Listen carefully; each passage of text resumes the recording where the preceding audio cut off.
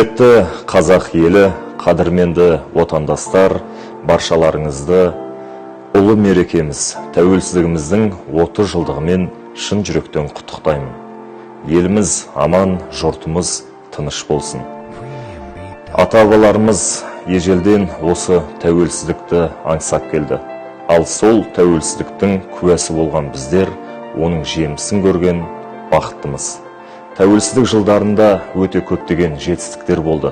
Тәуелсіздік елімізге үлкен мүмкіндіктер берді. Қаншама театрлар ашылды. Өзімізге келетін болсақ, осы Нұр-Сұлтан қаласында 2007 жылы жастар театры бой көтерді. Ғимаратты болдық. Осы бір 15 жыл ішінде театр қоржынында 14 гран-при бар.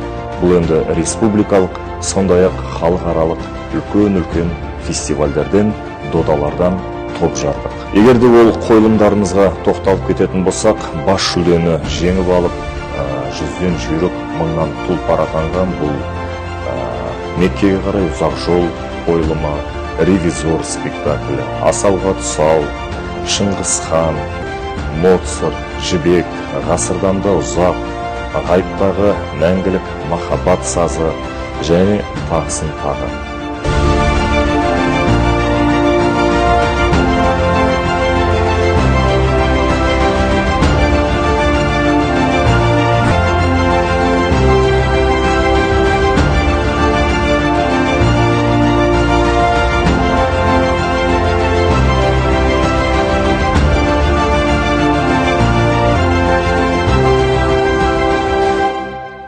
Тәуелсіздігіміздің тағда бір үлкен жетістігі деп есептеймін.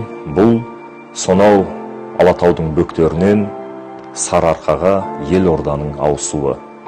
Астана қаласы, одан мінекей қазіргі Нұр-Сұлтан қаласы жастар театрының мекені болды.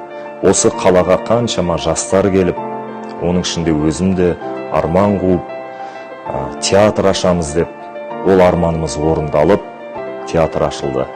Ұстазымызбен бірге Нұрғанат Жақыпбаевпен 2007 жылы жастар театрын құрған болатынбыз. Содан мінекей 15 жыл өтті, біздің театрымызға да 15 жыл. Әр уақытта осы елімізбен бірге өсіп, өркендей берейік. Барлықтарыңызға амандық, саулық тілеймін. Егемен еліміз гүлдене берсін, тәуелсіздігіміз мәңгі болсын.